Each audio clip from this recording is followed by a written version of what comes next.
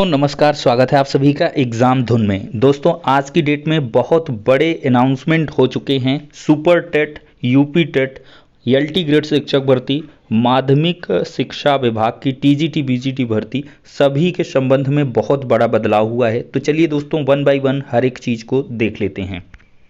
तो यहाँ पर दोस्तों CM office government of UP की तरफ से देख सकते हैं, इन्होंने लिखा है कि विगत 5.5 साल में प्रदेश में संचालित विभिन्न चयन आयोगों की कार्यप्रणाली में शासन स्तर से अनावश्यक हस्तक्षेप न होने से आयोगों की कार्यप्रणाली में शुचिता और पारदर्शिता आई है।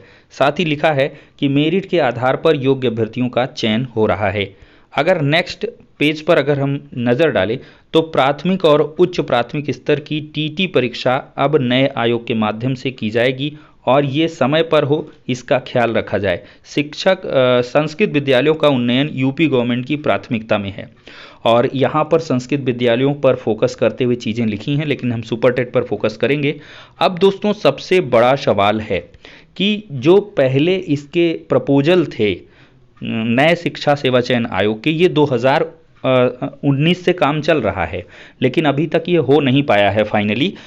तो ग वर्गीय सेवाओं में यहाँ पर लिखा है कि प्राथमिक शिक्षा में सहायक प्राध्यापकों की भर्ती हेतु साक्षात्कार नहीं होगा। इस परीक्षा में अभ्यर्थी के भाषा ज्ञान, शिक्षक अभिरुचि, सामान्य अध्ययन पर आधारित लिखित परीक्षा, केंद्र सरकार अथवा राज्य सरकार द्वारा अहर्ता निर्धारित टीटी अथवा सीटीटी के प्राप्त अंकों के 1/4 अंक तथा अभ्यर्थी के मेरिट का भी अंक निर्धारित कर चयन किया जाएगा। तो ये बिंदु थोड़ा सा समस्या वाला है। अब छात्रों के मन में सवाल हैं कि क्या टेट सुपर टेट का 1/4 ऐड करके, एकेडमिक को ऐड करके एक नई चयन प्रक्रिया को अपनाया जाएगा। दोस्तों ये सुगबुगाहट तो हो रही है कि एक बड़ा बदलाव शिक्षक भर्ती प्रक्रिया में होगा, जो प्राथमिक शिक्षा विभाग में भर्ती आएगी और पूरी उम्मीद है कि इसकी अनाउंसमेंट मई जून में देखने के लिए मिल जाएगी और जुलाई तक इसका एग्ज़ाम वगैरह भी हो सकता है।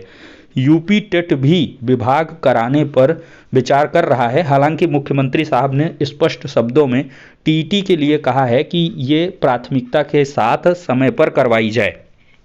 यहाँ पर देख सकते हैं मुख्यमंत्री सूचना परिसर के हिसाब से यहाँ पर लिखा है एक पॉइंट में, यह सुनिश्चित किया जाए कि टीटी का आयोजन समय पर हो।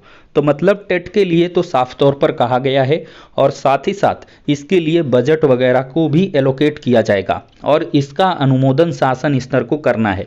अब दोस्तों कितना जल्द नया शिक्षा सेवा चयन आयोग अस्तित्व में आता है ये देखना दिलचस्प होगा और जहां तक उम्मीद है कि ये आयोग के गठन की जो कार्रवाई है बड़ी तेजी के साथ आगे बढ़ेगी और जनवरी फरवरी में ये अस्तित्व में आके काम भी करने लगेगा।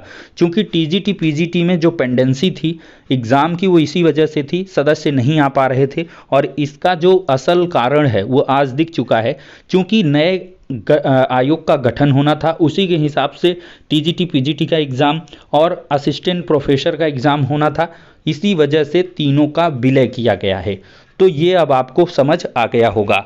अब दोस्तों सबसे बड़ी बात है कि क्या एकेडमिक मेरिट हटेगी। तो मेरे हिसाब से दोस्तों एकेडमिक मेरिट का अस्तित्व तो अभी भी कायम रहने वाला है, लेकिन अन्य जो शिक्षक भर्ती की चयन प्रक्रिया पहले से चल रही है उसमें पाठ्यक्रम में या में भी चयन प्रक्रिया में कोई बदलाव कर दें। टीटी के भी मार्क्स को ये जोड़ सकते हैं, टीटी को भी 1/4 का वेटेज दे दिया जाए या 10% दे दिया जाए, ठीक है। सुपर टेट को 50% कर दें 60% की जगह पे।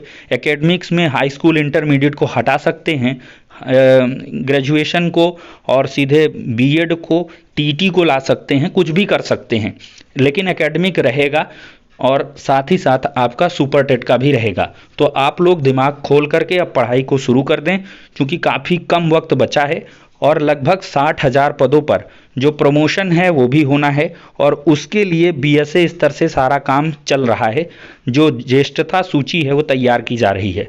ये पुख्ता खबर है दोस्तों और साथ ही साथ नए आयोग के माध्यम से आपको एक शिक्षक भर्ती 2023 में ज़रूर देखने के लिए मिलेगी। तो दोस्तों इस वीडियो में इतना ही, नेक्स्ट में मिलते हैं।